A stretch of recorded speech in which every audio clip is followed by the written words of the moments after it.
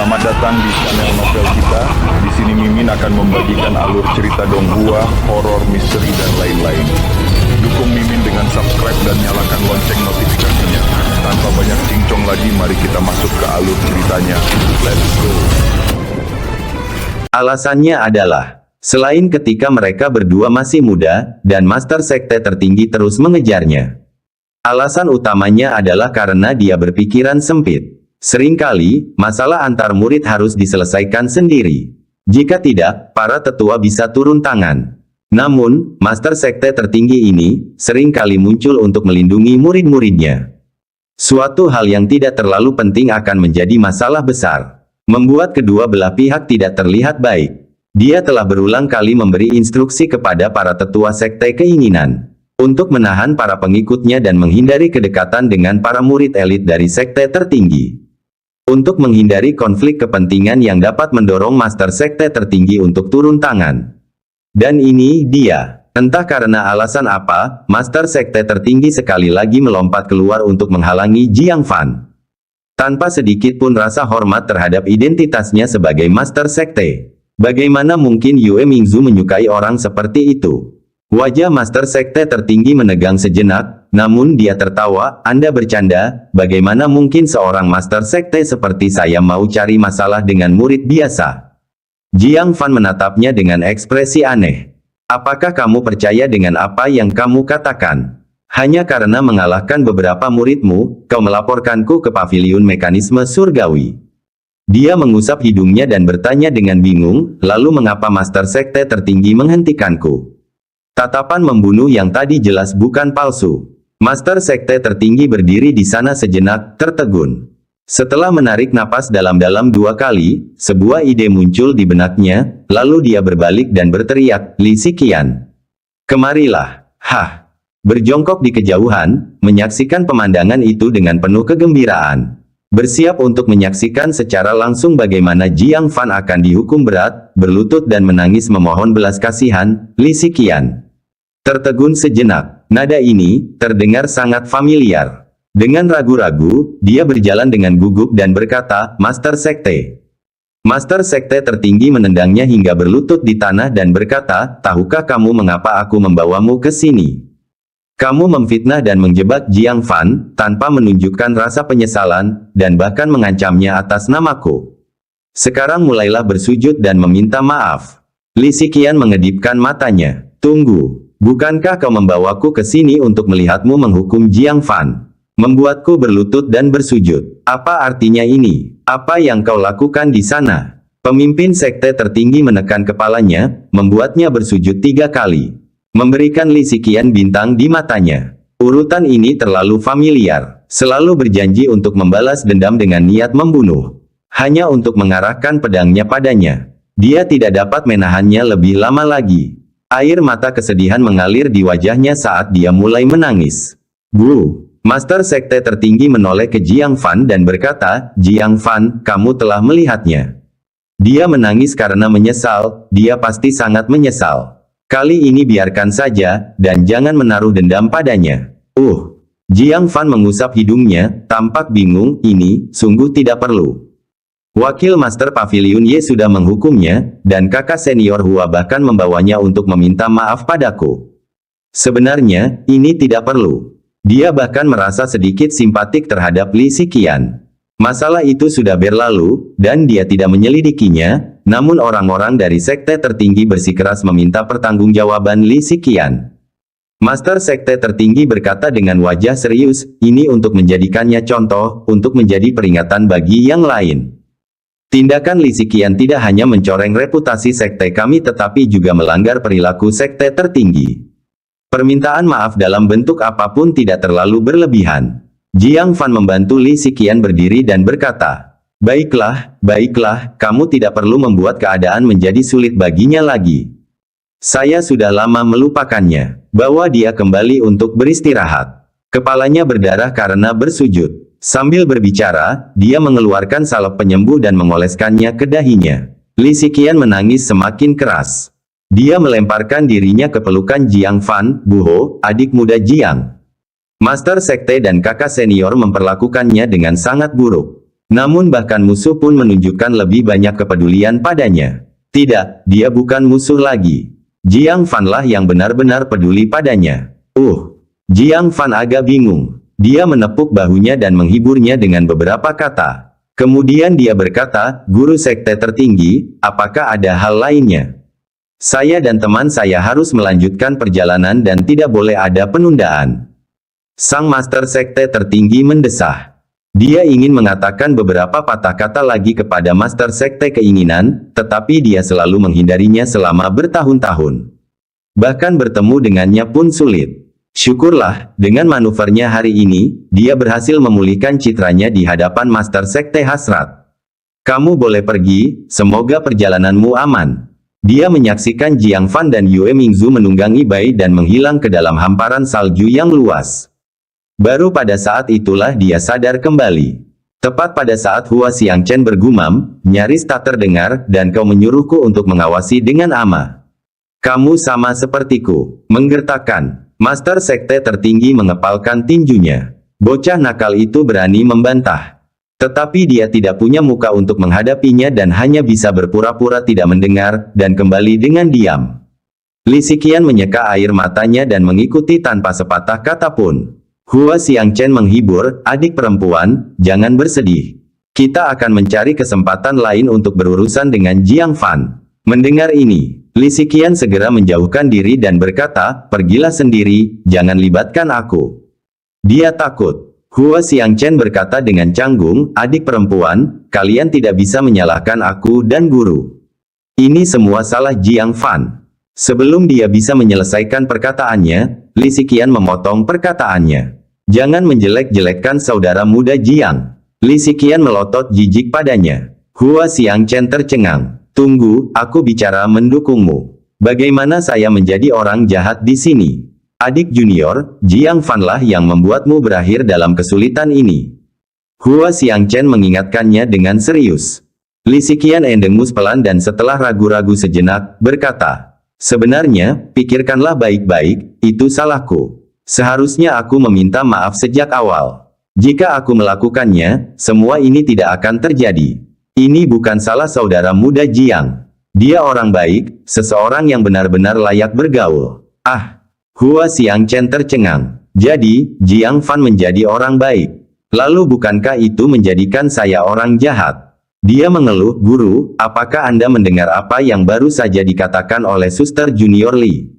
Master sekte tertinggi yang berjalan di depan berhenti sejenak, lalu menoleh dan berkata, "Xiangchen, kamu harus mencoba berteman lebih baik dengan Jiang Fan di masa depan." Murid yang secara pribadi ditemani oleh master sekte keinginan dalam suatu misi pastilah seseorang yang sangat dia hargai. Untuk mendapatkan dukungan dari master sekte keinginan, dia bisa mulai dengan murid muda ini. Hua Xiangchen tertegun sekali lagi. Dia merasa seakan-akan dunia telah berubah drastis dalam semalam. Li Xiqian agak skeptis. Terakhir kali sikap Hua Xiangchen berubah tiba-tiba, itu karena dia menemukan betapa kuatnya Jiang Fan dan memutuskan untuk menjadikannya contoh. Kali ini, mengapa sikap Master Sekte berubah? Dia memikirkan gadis yang menunggangi Bai dan bergumam. Mungkinkah Master Sekte sedang mengincar wanita Jiang Fan?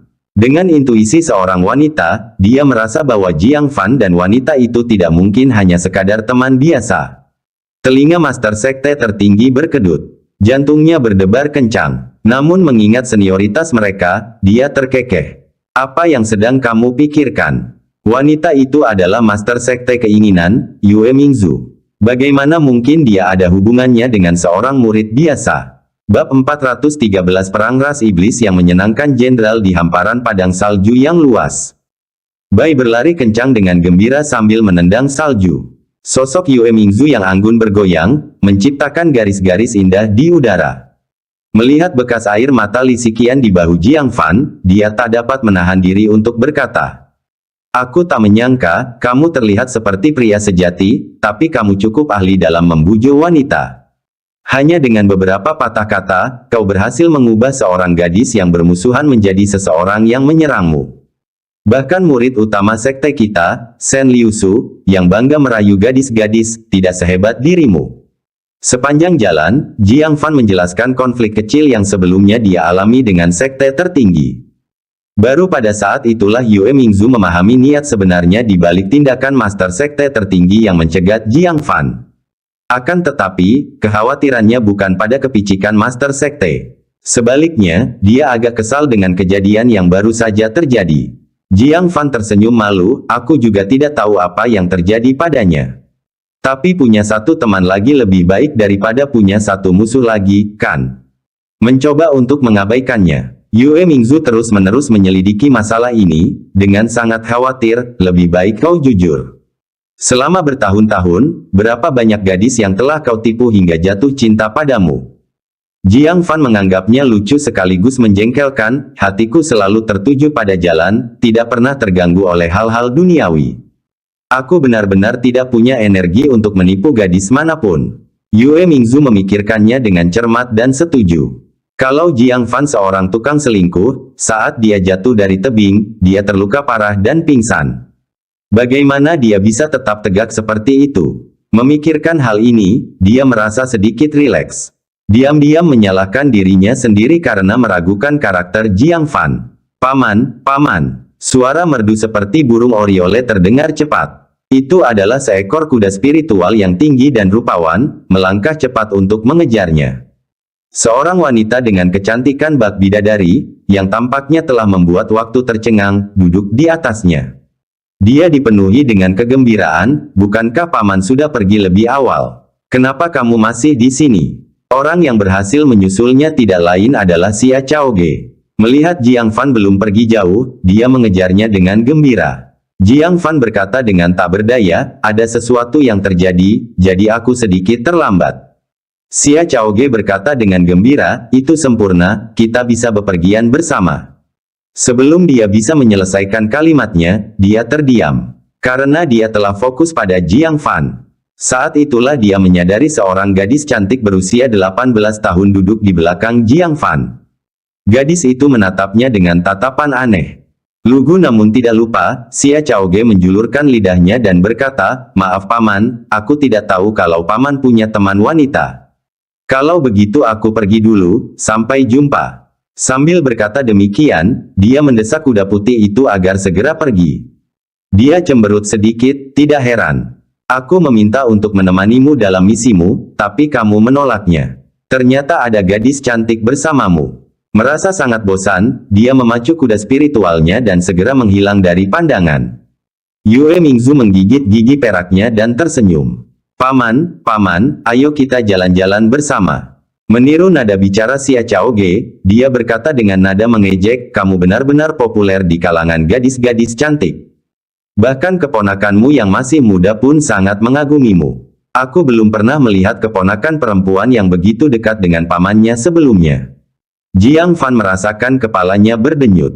Terlalu malas menjelaskan, dia fokus pada perjalanannya. Saat mereka menyelidiki lebih jauh ke wilayah utara, pemandangan menjadi semakin sunyi. Sejauh mata memandang, yang terlihat hanyalah salju. Orang bertanya-tanya, apa yang dimakan dan diminum binatang iblis itu hingga tumbuh begitu besar. Beberapa hari kemudian, setelah perjalanan yang berat, mereka akhirnya tiba di Danau Tai yang legendaris. Dalam penglihatan Jiang Fan yang lelah, muncul sebuah pemandangan yang mencerahkan matanya. Hamparan danau besar yang tak berujung. Memang, dunia membeku, namun danau di hadapan mereka tidak membeku sama sekali. Permukaan danau berkilauan, dengan beberapa bebek liar berbulu warna-warni mengejar beberapa ikan, menyelam masuk dan keluar air, sehingga menimbulkan riak. Setelah menghabiskan beberapa hari di wilayah utara, itulah pertama kalinya mereka merasakan kehadiran kehidupan. Apakah ada tempat seperti itu di wilayah utara? Bahkan Yue Mingzu tidak dapat menahan diri untuk tidak menghirup udara segar danau itu dalam-dalam. Merasa pikirannya sedikit rileks. Namun Jiang Fan berkata, berhati-hatilah, ini adalah momen paling berbahaya. Liu Qingxian dan kelompoknya menghilang saat berpatroli di Danau Tai. Jelas, bahaya sudah dekat. Cacat, Yue Mingzu memutar matanya ke arahnya. Dengan dia sebagai master sekte, bahaya apa yang mungkin ada? Namun dia masih bekerja sama dengan Jiang Fan, berpura-pura dalam kondisi waspada tinggi. Sedikit yang mereka tahu, saat mereka tiba di Danau Tai. Di danau, di dalam istana kuno yang memancarkan panas. Dua binatang iblis besar diam-diam memperhatikan kristal besar di hadapan mereka. Di dalam kristal, gambar-gambar melayang. Itulah yang dilihat dari sudut pandang bebek liar. Dalam gambar, sosok Jiang Fan dan Yue Mingzu muncul dengan jelas. Naga banjir darah. Lihat apa yang telah kau lakukan. Aku sudah bilang padamu untuk tidak menyerang murid-murid yang berpatroli itu, tetapi kau tidak mau mendengarkan. Sekarang lihat, kau telah membawa Master Sekte Keinginan ke sini. Setelah melihat wajah Yue Mingzu dengan jelas. Binatang iblis putri duyung dengan tubuh bagian atas manusia yang anggun tetapi berekor ikan, memancarkan aura yang sangat kuat. Dia menyalahkan dengan nada serius. Di seberangnya duduk seekor naga banjir jahat yang ganas, ditutupi sisik berwarna merah darah. Memiliki kemiripan dengan naga banjir jahat sisik merah. Namun memancarkan keganasan yang jauh lebih kuat. Dia hanya seorang Master 9 Sekte, jadi apa kau, seorang penyihir laut yang perkasa, salah satu dari 10 jenderal perang besar, takut padanya? Jelaslah, kedua binatang iblis ini memiliki latar belakang yang luar biasa. Kekuatan mereka menyaingi jenderal perang 9 tetua tertinggi sekte. Wajah si Cham menjadi gelap, itu bukan rasa takut. Aku khawatir mutiara kerang pembakar langit yang kita jaga mungkin akan diperhatikan olehnya. Di antara kedua binatang iblis itu terletak kerang purba raksasa. Memancarkan panas yang membakar, menyebar ke seluruh Danau Tai. Alasan mengapa Danau Tai tidak memiliki es. Semuanya karena kerang purba, dengan mutiara pengguncang dunia terbentuk di dalamnya. Naga banjir darah mencibir, memangnya kenapa kalau ketahuan? Kita bisa membunuhnya saja. Kamu dan aku bersama, bisakah seorang Master Sekte lapisan ke-8 formasi inti lolos dari tangan kita? Jika itu sendirian, mungkin khawatir tentang berurusan dengan manusia yang banyak akal. Akan tetapi, dengan dua jenderal perang, bahkan Master Sekte Keinginan dengan berbagai tipu daya pun tidak dapat lolos. Si Cham berkata dengan dingin, lalu, beberapa murid elit hilang, mendorong seorang Master Sekte untuk menyelidiki dirinya sendiri. Jika ketua sekte jatuh, menurutmu siapa yang akan datang berikutnya? Senyum Bloodflood Dragon membeku sesaat. Namun dia segera bersikap tenang dan mencibir. Dari hilangnya dia hingga ada yang melakukan penyelidikan, itu setidaknya butuh waktu 10 hari. Mutiara akan muncul paling lama dalam 3 hari, apa yang perlu dikhawatirkan? Wajah si Cham tetap acuh tak acuh, saya menyarankan Anda untuk tidak memperumit masalah. Jangan lupa, Paviliun Mekanisme Surgawi sengaja merilis jimat serangan jiwa baru lahir. Kami tidak tahu siapa yang memegangnya sekarang. Jika kebetulan Master Sekte Hasrat ini yang memegangnya, bahkan kau dan aku bersama tidak akan bisa lolos dari kematian. Jimat itu adalah harta karun di Paviliun Mekanisme Surgawi. Sengaja dikirim ke rumah pelelangan mereka untuk menghalangi 4 Raja Iblis Besar dan 10 Jenderal Perang Besar Ras Iblis. Untuk mencegah mereka muncul di wilayah manusia secara tiba-tiba. Ini, naga banjir darah benar-benar ketakutan kali ini.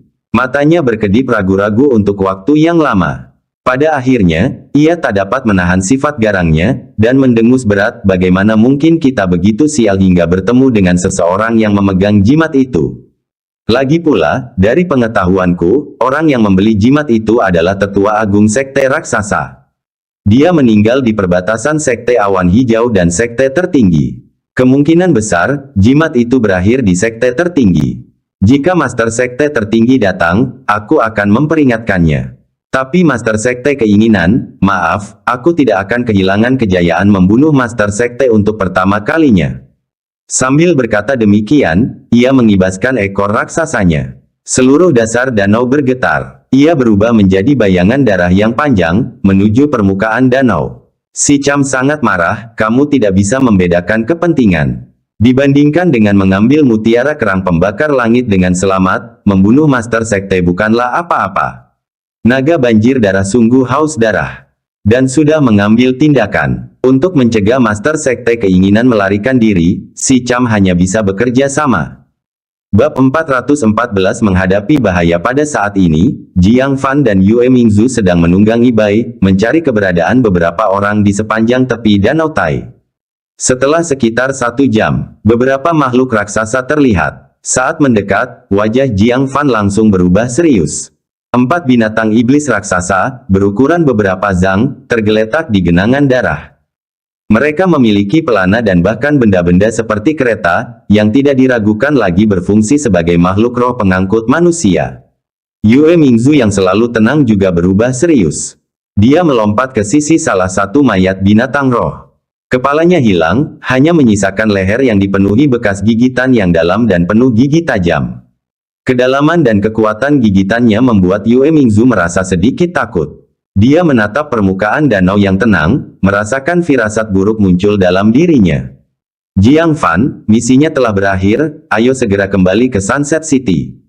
Saya akan meminta para tetua tertinggi untuk mengambil tindakan. Yue Mingzu berkata dengan suara yang dalam. Dia sudah menyadari, binatang yang membunuh binatang roh itu bukanlah binatang iblis biasa, tapi makhluk yang kuat dan ganas dengan kekuatan yang tak terbayangkan. Sesuatu yang mungkin tidak dapat ia hadapi sendirian. Ekspresi Jiang Fan berubah. Dia tidak membutuhkan pengingat Yue Mingzu. Dia juga merasakan kegelisahan yang kuat. Selain binatang roh tanpa kepala, cedera pada 3 binatang roh lainnya juga tidak biasa. Tubuh mereka diratakan. Ya, ada sesuatu yang langsung meratakan mereka secara bersamaan. Jiang Fan bertanya pada dirinya sendiri apakah dia bisa membunuh binatang roh ini. Tapi untuk meratakan makhluk roh yang besar dan bertubuh kokoh seperti itu, dia tidak mungkin melakukannya. Dia bahkan meragukan tuannya Liu Wuchen dapat mencapai ini bahkan dengan kekuatan penuh. Jadi, makhluk buas macam apa yang menyerang makhluk-makhluk roh ini? Jiang Fan merasa sulit membayangkannya. Ayo pergi. Tanpa ragu, Jiang Fan dengan tegas mendesak Bai untuk berbalik dan pergi. Yue Mingzu agak terkejut. Dia pikir dia harus membujuk Jiang Fan dengan lebih banyak usaha. Dia tidak menyangka seseorang yang bersikeras datang ke sini akan pergi begitu cepat. Maaf aku tidak bisa membantumu, tapi aku akan menemukan cara saat aku kembali. Jiang Fan menyela perkataannya, kamu menemaniku sudah merupakan sesuatu yang patut disyukuri. Bagaimana mungkin aku menyalahkanmu? Lagi pula, perjalanan ini tidak sia-sia. Setidaknya kami memastikan mereka masih hidup. Sedikit kegembiraan tampak di wajahnya. Oh, Yue Mingzu terkejut. Bagaimana kamu bisa tahu? Jiang Fan berkata, sederhana saja, tidak ada mayat di sekitar. Jika makhluk buas yang menyerang mereka begitu mengerikan, jika mereka tidak melarikan diri, mereka akan mati di tempat. Lagi pula, ada 5 dari mereka, seharusnya ada 5 binatang roh.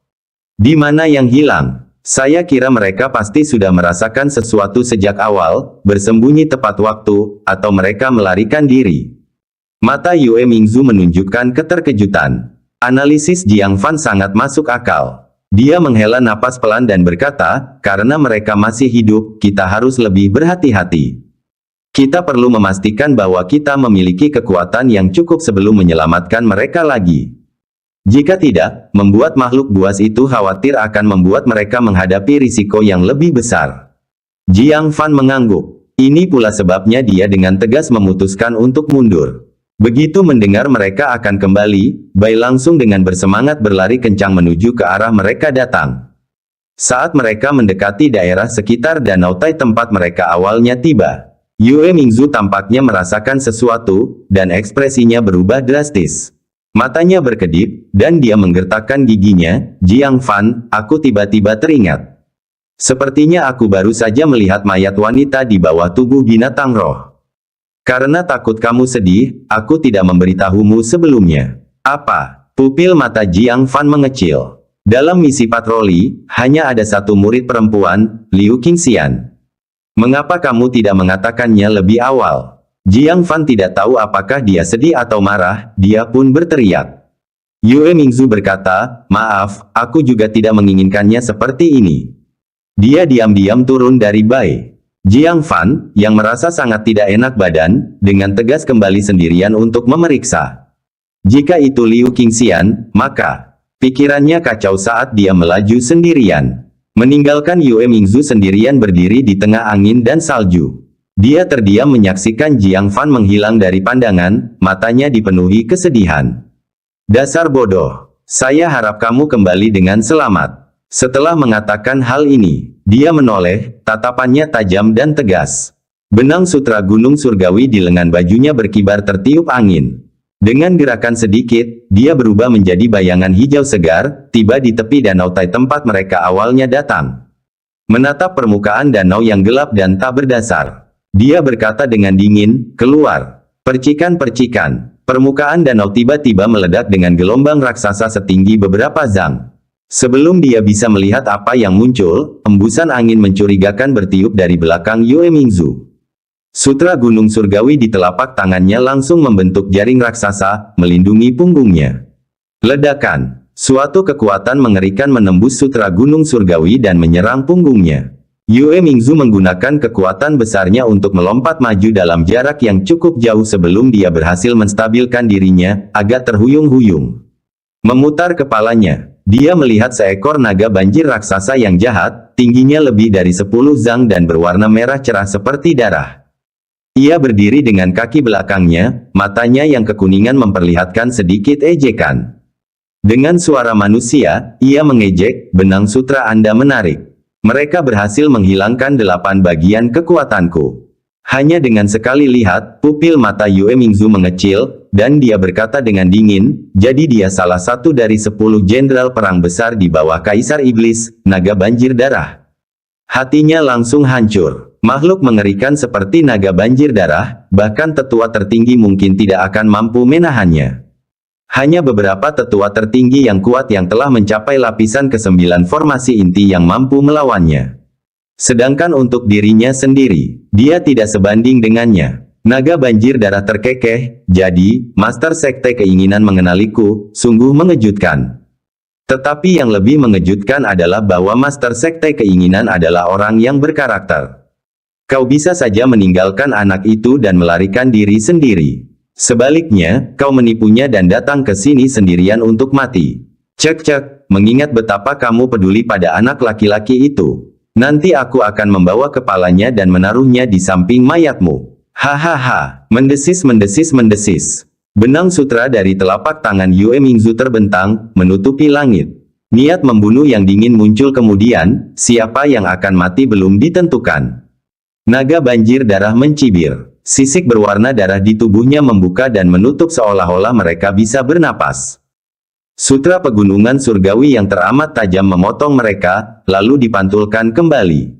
Apa? Yue Mingzu terkejut. Tepat saat serangan pertamanya meleset, sebuah bayangan, yang terlalu cepat untuk diprediksi, berayun ke arahnya. Ketika semakin dekat, Yue Mingzu melihatnya dengan jelas.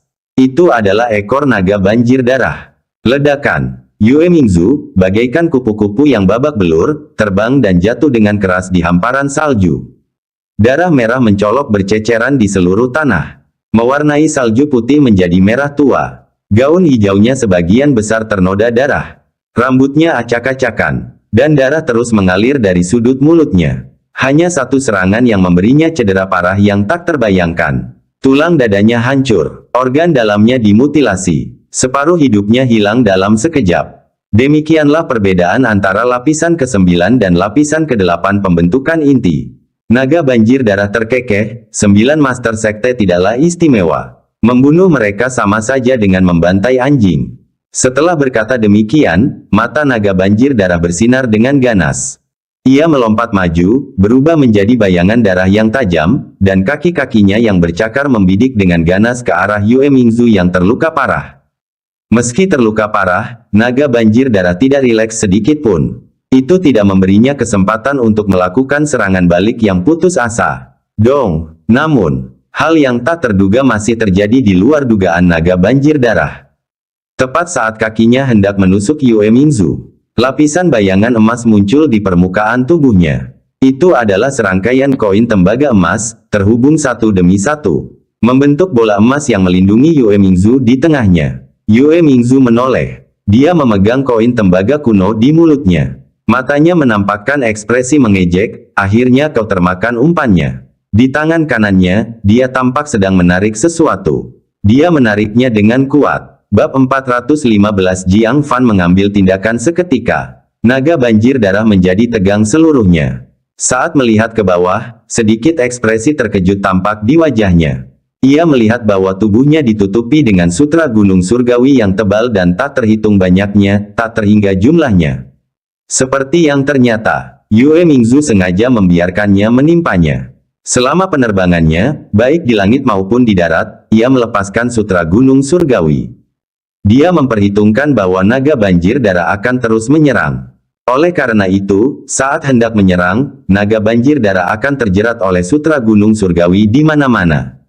Semakin cepat ia bergerak, semakin ia terjerat. Dengan tarikan keras darinya, tanpa memberi kesempatan pada sisik naga banjir darah untuk bernafas, segera berubah menjadi sejumlah senjata surgawi yang sangat tajam. Dalam sekejap, mereka memotong sisik-sisik itu dan menembus dagingnya. Buk, buk, buk. Dalam sekejap, puluhan bekas luka muncul di tubuh naga banjir darah yang panjangnya puluhan kaki. Ratusan aliran darah binatang menyembur keluar, berubah menjadi hujan darah yang deras. Ah! Naga banjir darah berteriak kesakitan. Mencoba menghancurkan perisai cahaya berbentuk bola dan membunuh Yue Mingzu. Namun Yue Mingzu tidak memberinya kesempatan. Dia menggigit pil revitalisasi saat sedang terluka parah, mengoperasikan seluruh kekuatan spiritualnya dan memberikan tarikan tiba-tiba. Retakan. Suara keras tulang patah terus-menerus meledak. Naga banjir darah meraung kesakitan. Tubuhnya yang besar jatuh ke tanah dengan keras, wanita busuk. Aku akan membunuhmu. Yue Mingzu menggeram, kau tidak akan mendapat kesempatan. Saat dia menarik dengan sekuat tenaga, sutra gunung surgawi memotong tulang-tulangnya, dengan cepat mengiris ke arah organ dalam. Tampaknya ia hendak memotongnya hidup-hidup menjadi ratusan potongan daging. Sebuah desahan pelan tiba-tiba terdengar di samping telinga Yue Mingzu. Membuatnya langsung ngeri. Aku agak mengagumimu karena telah melukai naga banjir darah sampai sejauh ini. Pupil mata Yue Mingzu menyusut drastis. Dengan pandangan sekilas, dia melihat entah kapan berdiri di belakangnya, seorang putri duyung dengan tubuh manusia dan ekor ikan, dengan penampilan yang luar biasa cantiknya. Sosok itu tingginya hampir sama dengan dia. Tidak tampak seperti binatang iblis yang tangguh. Tapi energi iblis yang luar biasa membuat Yue Mingzu terkesiap. Apakah Anda juga salah satu dari 10 jenderal perang besar? Wajah dingin putri duyung itu menunjukkan sedikit permintaan maaf, aku adalah Si Cham. Saya minta maaf karena telah mempertemukan Anda, Master Sekte Hasrat yang ternama, di tempat seperti ini. Meskipun mengucapkan permintaan maaf dengan bibir, jari telunjuknya terangkat lembut, menyentuh perisai pelindung, sambil berkata, aku tidak ingin bertarung dengan kalian manusia. Tapi, kamu seharusnya tidak datang ke sini. Maaf. Jantung Yue Mingzu bergetar hebat. Itu hanya danau biasa, mengapa dua jenderal perang hadir pada saat yang sama?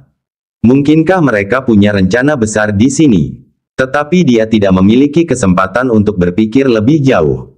Jari telunjuk Si Cham menyentuh perisai cahaya dengan lembut. Pertahanan lapisan ke-9 formasi inti membeku dengan lapisan es yang tebal. Kemudian, tepat di tatapan putus asa Yue Mingzu, itu hancur seluruhnya. Pada saat yang sama, embun beku menyebar ke sutra pegunungan surgawi. Retakan. Segenggam sutra gunung surgawi yang dipegang erat Yue Mingzu hancur berkeping-keping. Mengambil kesempatan ini, naga banjir darah mengguncang tubuhnya, mengibaskan sutra yang hendak menembus organ dalamnya. Ia meraung karena malu dan marah, siapa yang menyuruhmu ikut campur? Sedikit lagi aku akan membakar darahku untuk melepaskan diri dari sutra ini. Ada kebenaran dan kepalsuan dalam kata-kata ini. Faktanya, ia memang sanggup membakar darahnya dengan harga yang mahal untuk merobek sutra itu. Kebohongannya adalah, Yue Mingzu tidak akan memberinya kesempatan untuk menggunakannya. Jika bukan karena campur tangan Si Cham yang tepat waktu, ia pasti benar-benar mati di tangan seorang junior formasi inti lapisan ke-9. Si Cham mendesah pelan, kamu harus segera menyelesaikan pertempuran ini. Jangan terjebak perangkap lain. Naga banjir darah langsung murka. Sebagai seorang jenderal perang yang bermartabat, berurusan dengan seorang Master Sekte seharusnya mudah. Siapa sangka, Master Sekte Hasrat ini begitu licik. Bersedia untuk terjun ke dalam keributan, menggunakan luka-luka yang parah untuk memikatnya ke dalam perangkap. Ini benar-benar aib yang keji, kembali keras iblis akan membuatnya diejek oleh jenderal perang lainnya. Wanita busuk, naga banjir darah meraung. Ekornya yang besar dan menakutkan berayun lagi. Meskipun telah kehilangan separuh hidupnya, Yue Mingzu tidak menyerah. Berguling-guling di tanah, dia nyaris menghindari serangan ini. Tanpa menunggu serangan naga banjir darah berikutnya, dia cepat-cepat mengeluarkan sebuah kotak giok yang ditempeli jimat warna-warni. Kelihatannya sangat penting. Jika kau tidak ingin mati di bawah serangan jiwa baru dari jimat giok, mundurlah. Apa? Si Cham langsung mundur beberapa ratus kaki. Naga banjir darah juga menarik ekornya yang besar, mundur ke kejauhan dengan tatapan waspada. Apa yang paling mereka takutkan adalah jimat giok itu jatuh ke tangan Master Sekte Keinginan. Yue Mingzu menyeka darah dari sudut mulutnya, sambil mencibir, "Kalau kamu tidak takut, ayo." Naga banjir darah menggertakkan giginya, namun tidak berani melangkah maju. Si Cham merenung, ini seharusnya jimat giok. Jika dia benar-benar memilikinya, mengapa tidak menggunakannya lebih awal? Menunggu sampai dia hampir mati untuk mengancam kita. Naga banjir darah menjadi tenang. Setelah dipikirkan lebih dekat, itu memang mencurigakan. Kotak giok itu tampak tertutup rapat, namun semakin rapat disegel, semakin tampak ada yang ditutup-tutupi. Yue Mingzu mencibir dingin, "Kau bisa terus maju dan mencoba." Kekuatan spiritual telapak tangannya mengalir. Tampaknya siap untuk mengaktifkannya kapan saja. Langkah naga banjir darah langsung mundur, "Pesona laut, kau bilang tidak ada. Kalau begitu, silakan saja." Si Cham tetap diam. Dia pun tidak bergerak. Dia hanya menebak, tidak berani bertaruh. Kalau memang kotak itu ada yang punya, bukankah dia yang akan mati? Melihat keduanya terintimidasi, Yue Mingzu menggenggam erat kotak giok itu, lalu perlahan mundur. "Mari kita masing-masing mundur selangkah. Kamu tidak ingin mati. Aku juga tidak ingin menyia-nyiakan token giok jiwa baru lahir yang berharga itu untuk kalian berdua." Bagaimana? Naga banjir darah mendidih karena kebencian. Serangan yang hampir pasti gagal total, meninggalkannya dalam aib, hampir kehilangan nyawa. Yang paling menyesakkan adalah, ia hanya bisa menyaksikan yang lain pergi. Tetapi, si Cham yang tadinya terdiam, tiba-tiba menunjukkan secercah kecerahan di matanya. "Maafkan aku, tapi aku tidak bisa membiarkanmu pergi." Saat kata-katanya jatuh, tubuhnya tiba-tiba berubah menjadi es dan hancur. Momen berikutnya, sebuah tangan giok tiba-tiba muncul di belakang Yue Mingzu, menekan cetakan tangan di punggungnya. Gedebuk, Yue Mingzu tidak terjaga, terhempas oleh jejak tangan itu. Kotak giok di tangannya terlepas, ditangkap dengan mudah oleh tangan giok itu. Menatap tanah bersalju di belakang Yue Mingzu, putri duyung yang terkondensasi es secara bertahap melepaskan esnya, kembali ke bentuk normal. Ternyata salah satu bakat si Cham adalah berubah menjadi es dan salju. Saat menghadapi musuh yang tak terkalahkan, dia dapat berubah menjadi es dan salju untuk melarikan diri. Sementara itu, langsung membentuk kembali tubuhnya di tempat lain dengan es dan salju. Dia mengamati kotak giok di telapak tangannya, merobek segelnya, dan membukanya. Di dalam, kosong. Si Cham berkata, "Mengintimidasi kami dengan kotak giok kosong. Master Sekte Hasrat, aku sungguh mengagumi keberanianmu. Jika dia tidak memiliki bakat tersebut, hari ini, mereka pasti telah berhasil ditakuti oleh Master Sekte Keinginan." Kosong. Naga banjir darah tertawa terbahak-bahak, "Bagus. Bagus. Bagus. Kamu adalah orang pertama yang mempermainkanku dengan cara seperti ini, Master Sekte Hasrat. Kamu mungkin mati sekarang." Dengan suara mendesing, Yue Mingzu yang berada di udara hanya melihat sekilas bayangan berdarah sebelum diserang dengan keras lagi. Pukulan yang sangat keras itu membuatnya merasa seakan-akan seluruh tubuhnya hancur berantakan dengan menyakitkan. Kesadaran berputar dalam pusaran, perlahan memudar. "Hari ini, akankah aku berakhir di sini? Semoga saja bocah bodoh itu sudah lari jauh sekarang." Setelah waktu yang lama, rasa sakit yang diharapkan saat terjatuh ke tanah tidak terjadi. Sebaliknya, dia mendapati dirinya terbaring dalam pelukan yang hangat dan erat. Memaksa matanya terbuka, wajah muda dan tampan muncul di pandangan. Bab 416 Maaf, milikku adalah jimat giok asli, Jiang Fan. Yue Mingzu membelalakkan matanya karena tidak percaya. Kenapa kamu tidak pergi?" Dia sedikit tersadar dan buru-buru menegur. Dia telah bertarung melawan dua jenderal perang Kaisar Iblis. Pertarungan itu tampak abadi, tetapi kenyataannya, itu hanya berlangsung beberapa menit. Pada titik ini, Jiang Fan seharusnya masih dalam perjalanan menuju binatang-binatang roh itu. Fakta bahwa dia muncul di sini, berarti dia tidak pernah pergi. Jiang Fan memeluknya, menatap tubuhnya yang berlumuran darah, wajahnya penuh rasa bersalah. Aku benar-benar cukup bodoh untuk mempercayaimu. Seperti yang ternyata. Setelah berjalan beberapa jarak, Jiang Fan sedikit tenang dan merasakan ada sesuatu yang salah. Yue Mingzu menyembunyikan penemuan jasad Liu Qingxian, dengan alasan tidak ingin Jiang Fan merasa tertekan. Namun, jika memang demikian, mengapa menyebutkannya kemudian? Ketidakkonsistenan itu membuat Jiang Fan sadar bahwa Yue Mingzu berbohong, dan dia pun bergegas kembali. Mendadak, dia kembali hanya untuk melihat Yue Mingzu terluka parah. Memeluknya, Jiang Fan merasa seperti sedang memegang boneka lembut tak bernyawa.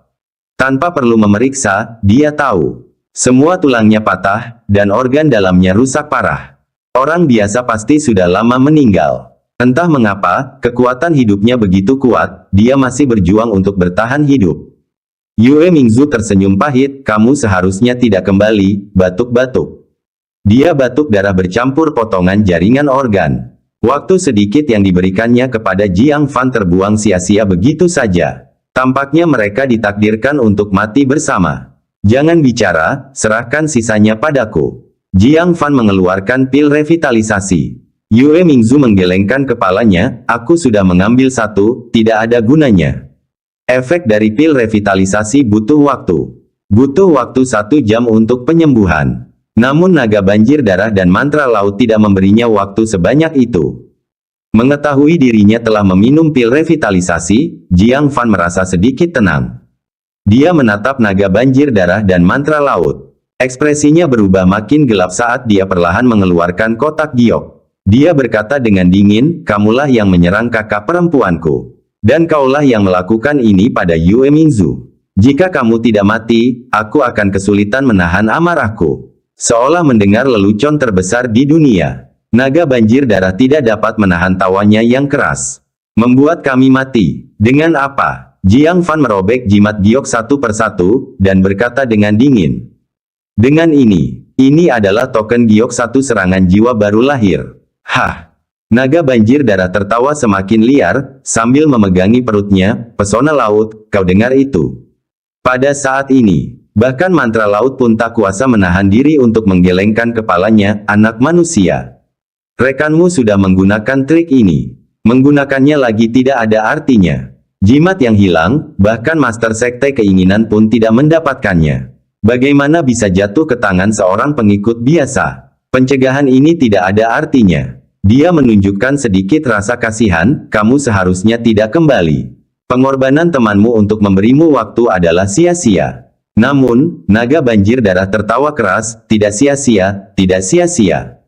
Itu menyelamatkanku dari kesulitan mengejarmu, bagaimana itu bisa sia-sia? Wanita terkutuk ini sudah sangat menyakitiku. Aku akan mengejarmu sampai ke ujung bumi, jika perlu, memenggal kepalamu untuknya. Sekarang, selagi dia masih punya napas, aku tidak akan membuang waktu, membunuhmu tepat di depannya. Itu menunjukkan senyum dingin yang kejam. Dan kemudian berubah menjadi bayangan dan menyerang. Pada saat ini, Jiang Fan baru saja selesai merobek semua segel. Dia perlahan membuka kotak giok itu. Tekanan spiritual yang mengerikan, yang tersegel selama berabad-abad, melonjak keluar bagaikan gelombang pasang. Bayangan penyerang naga banjir darah terlempar ke belakang oleh tekanan spiritual, menghantam balok es sebelum akhirnya stabil kembali. Mantra laut juga terguncang oleh tekanan spiritual yang tiba-tiba mengeluarkan teriakan tajam. Dia segera berubah menjadi salju dan melarikan diri ratusan kaki jauhnya.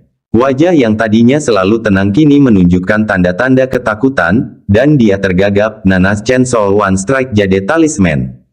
Bagaimana bisa itu ada di tanganmu? Yue Mingzu, yang dipenuhi dengan keputusasaan, juga membelalakan matanya karena terkejut. Jiang Fan, jimat ini. Sekarang keadaan sudah sampai pada titik ini. Jiang Fan tidak melihat perlunya menyembunyikan apapun, dia berkata, aku membunuh Tai Bubai. Apa? Yue Mingzu sangat terkejut. dunia luar secara luas meyakini bahwa tindakan tersebut dilakukan oleh beberapa pemimpin sekte atau bahkan tetua tertinggi. Begitulah cara Tai Bubai terbunuh, dan jimat giok dirampas. Yue Mingzu juga meyakini demikian. Bagaimanapun, Tai Bubai adalah tetua agung sekte raksasa, dengan fisik yang luar biasa tangguh. Tanpa kekuatan setingkat master sekte atau tetua tertinggi, tidak seorang pun dapat membunuhnya. Tetapi dia tidak pernah membayangkannya. Orang itu adalah Jiang Fan. Mungkin, di seluruh tanah 9 sekte, tak seorang pun dapat menduga bahwa Jiang Fan adalah pembunuh sebenarnya. Jiang Fan mendengus, tahukah kau apa yang pertama kali dilakukan Tai Bubai setelah mendapatkan jimat giok? Dia memaksa sekte awan hijau kita untuk menyerahkan 2 juta batu kristal. Jika dia tidak mati, siapa lagi yang harus mati? Yue Mingzu agak mengerti sekarang. Tidak heran Jiang Fan mengambil risiko besar untuk bertindak. Uang adalah hal sekunder. Mengancam sekte tersebut, tindakan semacam itu, adalah hal yang benar-benar membuat marah seseorang. Jika Yue Mingzu adalah Jiang Fan, Tai Bubai akan hancur berkeping-keping. Pada saat ini, naga banjir darah dan mantra laut menemukan diri mereka dalam posisi yang sulit.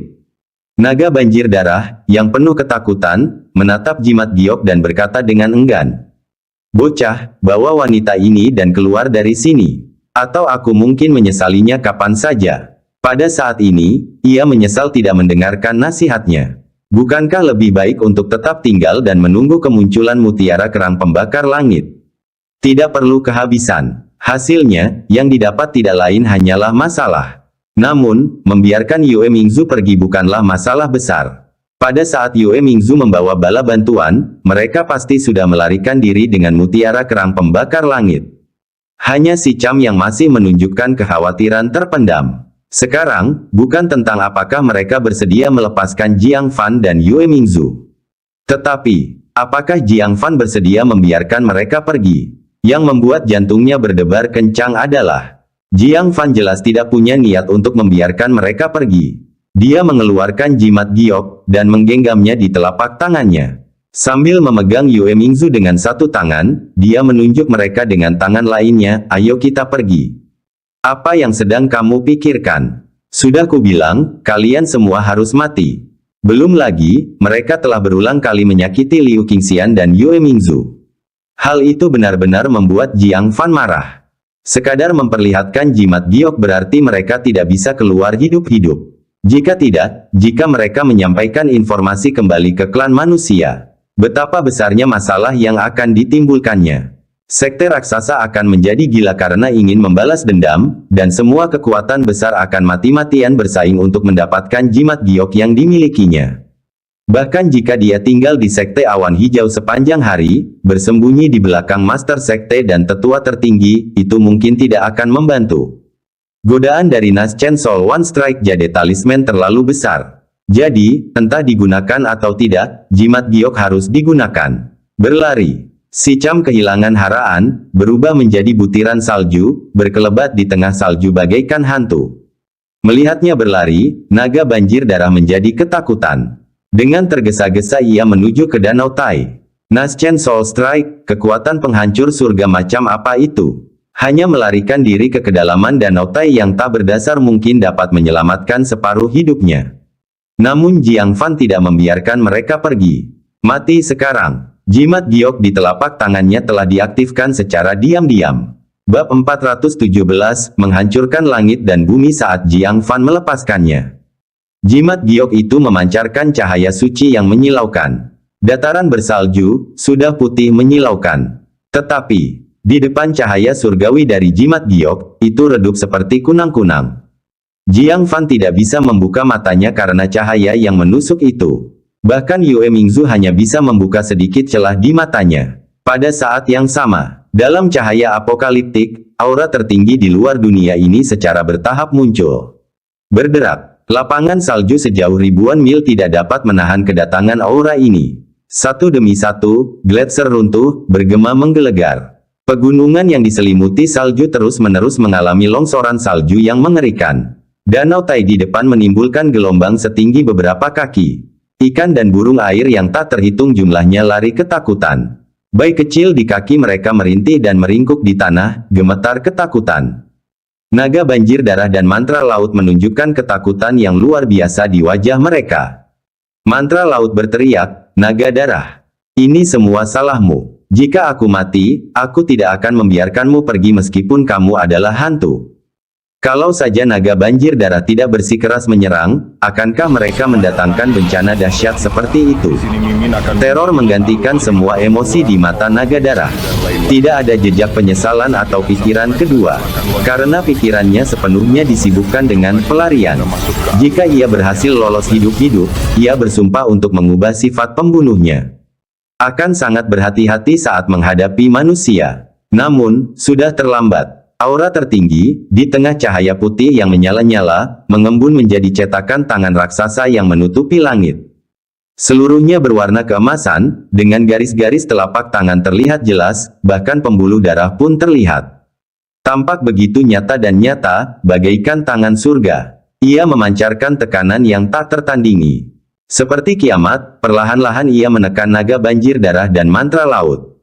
Gemuruh. Jejak tangan itu masih ada di udara. Tanah mulai bergetar hebat. Danau Tai bergolak seperti air dalam mangkuk yang terguncang. Air danau melonjak keluar dari tepian, menghantam beberapa mil jauhnya. Naga banjir darah dan mantra laut yang melarikan diri, seperti serangga yang terperangkap dalam madu kental. Meskipun mereka berusaha sekuat tenaga, gerakan mereka lambat, tidak dapat melarikan diri. Mereka menyaksikan dengan ngeri saat jejak tangan apokaliptik itu menekan tanpa ampun. Tidak, naga darah itu meraung marah tanpa mau mengakuinya. Si Cham berteriak berulang kali. Namun semuanya sia-sia. Semua suara tenggelam oleh suara gemuruh yang mengerikan saat tangan raksasa itu akhirnya menekan tanah. Boom! Saat jejak tangan itu mendarat, riak kehancuran yang tak terlihat menyebar ke segala arah. Padang salju kuno, yang tidak mampu menahan kekuatan apokaliptik ini, langsung runtuh. Padang salju di bawah kaki Jiang Fan langsung retak, berubah menjadi pecahan-pecahan es padat yang berhamburan ke segala arah. Dia dengan putus asa memetik senar sitar, menggunakan gelombang sonik yang tersebar luas untuk menghancurkan pecahan es yang menyerangnya. Meskipun demikian, mereka masih terkena pecahan es berbagai ukuran. Si bayi kecil menjerit kesakitan. Jiang Fan dan Yue Mingzu meringis kesakitan, mulut mereka berkedut. Dan keruntuhan itu terus berlanjut, menyebar dengan cepat ke kejauhan. Hanya dalam satu tarikan napas, padang salju seluas 1000 mil runtuh seluruhnya. Bahkan Danau Tai di depan memiliki beberapa puluh kaki air danau yang menguap seketika akibat gelombang yang mengerikan. Anda bisa melihat dasar danau samar-samar. Sebagian besar makhluk hidup di danau itu musnah, bangkai mereka mengambang padat di permukaan. Saat ombak terus naik dan turun dengan dahsyat. Ketika pergolakan antara langit dan bumi mereda, cahaya putih yang menyala-nyala itu berangsur-angsur memudar. Jiang Fan dan Yue Mingzu menatap pemandangan di hadapan mereka, penuh keterkejutan. Mereka berdua merasakan getaran. Ini adalah kekuatan dari Nas Chen Soul Strike. Yue Mingzu berkata dengan ketakutan. Sebagai seseorang yang berada pada lapisan ke-8 pembentukan inti, secara teori, dia hanya berada 2 lapisan lagi dari jiwa baru lahir. Namun, dilihat dari tingkat kerusakan saat ini, itu jauh melampaui hanya 2 lapisan. Perbedaannya 100 atau 1000 kali lipat. Seniman bela diri Nas Chen Soul dan seniman bela diri Core Formation seperti makhluk yang berbeda. Jiang Fan juga tidak menyangka serangan jiwa baru akan begitu mengerikan. Menurut balai lelang tersebut, jimat giok ini sudah tua, kekuatannya sudah berkurang dibandingkan saat masih prima. Jika berada pada puncaknya, seberapa kuatkah ia? Sambil menahan keterkejutannya, dia segera melihat ke arah tempat jejak tangan itu mendarat. Hanya dengan satu tatapan, pupil matanya mengerut. Dia melihat di tepi Danau Tai, sebuah jurang raksasa sedalam 100 kaki. Jurang berbentuk jejak tangan. Di dasar jurang, seekor buaya raksasa berwarna darah, diratakan menjadi daging cincang, tanpa nafas tersisa. Itu sudah mati dan tidak dapat ditarik kembali. Seorang jenderal perang Kaisar Iblis, naga banjir darah, tumbang begitu saja. Tiba-tiba, dari sudut mata Jiang Fan, dia menangkap sebuah gerakan. Di tepi jurang, seekor putri duyung yang terluka parah, tidak berekor, dan berlumuran darah tengah berjuang untuk merangkak keluar. dan sedang menuju ke arah Danau Tai. Si Cham yang terluka parah masih hidup. Tatapan mata Jiang Fan berubah dingin. Si Cham menoleh ke belakang dengan penuh kebencian. Di saat-saat terakhir, dia telah membakar kekuatan garis keturunannya demi mendapat kesempatan untuk melepaskan diri secara paksa dari kuncian jejak tangan itu. Dia berhasil mencapai tepi jejak tangan itu. Dengan demikian, dia hanya kehilangan separuh tubuhnya, sebagai ganti kelangsungan hidup yang cacat. Kalau tidak, dia akan berakhir seperti naga banjir darah, berubah menjadi roti daging. Manusia, tunggu saja, gerutunya, lalu menggunakan sisa tenaganya untuk berlari menuju Danau Tai. Wajah Yue Mingzu berubah, dia berusaha berdiri, kita tidak bisa membiarkannya pergi. Jika kabar ini tersebar, masalahmu akan lebih besar dari langit. Namun dia terlalu terluka. Sambil gemetar, dia jatuh kembali ke pelukan Jiang Fan. Jiang Fan berkata, kamu istirahat saja dengan baik. Apakah menurutmu aku akan membiarkan dia lolos? Yue Mingzu berkata dengan lemah, meskipun dia terluka parah, dia masih seorang jenderal perang formasi inti lapisan ke-9, bagaimana mungkin kau bisa menghadapinya? Tanpa jimat giok jiwa baru lahir, Jiang Fan, pada formasi inti tingkat kedua, tidak akan mampu menghentikan jimat laut. Jiang Fan tidak berkata apa-apa lagi. Dia menghunus pedang yang diikat erat di punggungnya dengan sehelai kain. Dengan ayunan ringan, ketajaman tak berujung memotong kain itu, memperlihatkan pedang panjang berwarna ungu yang berkilauan. Artefak spiritual. Pupil mata Yue Mingzu mengerut, dan dia berseru, itu benar-benar artefak spiritual. Untuk diketahui, dua pedang terbaik di 9 sekte, masih merupakan artefak sihir tingkat atas. Salah satunya dipegang oleh tetua tertinggi yang terkuat, Raja Pedang, Su Qingyang. Bagaimana seorang murid seperti Jiang Fan memiliki artefak spiritual? Tidak. Berapa banyak kartu truf yang dimiliki Jiang Fan? Dia merasa sedikit pusing. Tapi sudah terlambat. Yue Mingzu memandang mantra laut di dekat tepi danau, gelisah dan tak berdaya. Jiang Fan berkata dengan tenang, dia tidak akan lolos. Lalu dia menggosok tangannya, dan pedang ungu berputar cepat. Pergi. Di mata Yue Mingzu yang tertegun, pedang ungu melesat di udara. Berubah menjadi pelangi ungu, ia langsung menembus mantra laut dan memaku dia ke tanah. Yue Mingzu menutup mulutnya, matanya terbelalak, berseru, teknik pengendalian pedang. Teknik pengendalian pedang Su Qingyang. Bukankah dikabarkan bahwa teknik pedang ini hampir punah? Bagaimana Jiang Fan mempelajarinya? Jiang Fan memeluknya, sosoknya bergerak cepat, dan segera tiba di depan mantra laut. Pada saat ini, dia mengeluarkan serangkaian ratapan menyedihkan. Wajahnya teramat sedih. Jiang Fan tidak menunjukkan belas kasihan. Dia menghunus pedang embun beku kesedihan, dan menebas ke arah lehernya. Tunggu. Yue Mingzu tiba-tiba menghentikan Jiang Fan, katanya, ini adalah jenderal perang ras iblis yang masih hidup. Sekalipun kita berhasil menangkapnya hidup-hidup, itu sudah merupakan kontribusi besar. Jiang Fan sama sekali tidak ingin melepaskan mantra laut. Dia menggelengkan kepalanya dengan acuh tak acuh, lalu berkata, dia menyakiti kakak perempuanku dan juga dirimu. Kematian adalah takdir terbaik untuknya. Saya tidak peduli dengan jasa yang dibawanya. Dengan itu, dia mengangkat pedangnya lagi. Yue Mingzu segera berkata, lebih baik aku mengampuni nyawanya. Meskipun mantra laut juga melukaiku, dia tidak haus darah seperti naga banjir darah. Lagi pula, dia kuat. Sayang sekali kalau membunuhnya. Mendengar ini, Jiang Fan akhirnya menurunkan pedangnya. Kemudian dia mengerutkan kening dan berkata, apa gunanya kekuatannya? Pada level ini, apakah dia masih bisa dijinakkan sebagai binatang roh? Penjinakan binatang roh dimulai sejak usia dini, melatih binatang iblis sejak usia muda. Si Cham sudah menjadi jenderal perang. Bagaimana dia masih bisa dijinakkan? Yue Mingzu mencibir, sekte binatang roh hanya bisa menjinakkan binatang iblis biasa. Kami sekte hasrat punya cara untuk menghadapi iblis besar yang begitu kuat. Memastikan mereka menjadi patuh dan setia. Oh, Jiang Fan terkejut, sekte keinginan punya kemampuan seperti itu. Dia tak dapat menahan napas lega, kalau begitu, selamat kepada sekte hasratmu karena telah mendapatkan prajurit iblis yang kuat. Yue Mingzu berkata dengan sedikit rasa kesal, jika dia laki-laki, aku mungkin akan mempertimbangkan untuk memeliharanya. Sayang sekali dia perempuan dan begitu cantik. Bab 418 Hewan Peliharaan Rohani Putri Duyung Hah. Apa maksudmu dengan memberi Anda tawaran menarik? Jiang Fan merenung dalam hatinya. Apakah metode yang disebutkan Yue Mingzu serius? Sekitar 1 jam kemudian, tatapan mata si Cham berangsur-angsur berubah dari terkejut menjadi putus asa. Karena, dalam waktu sesingkat itu, dia menyaksikan dengan mata kepalanya sendiri bahwa Yue Mingzu yang terluka parah dan diambang kematian, pulih sepenuhnya.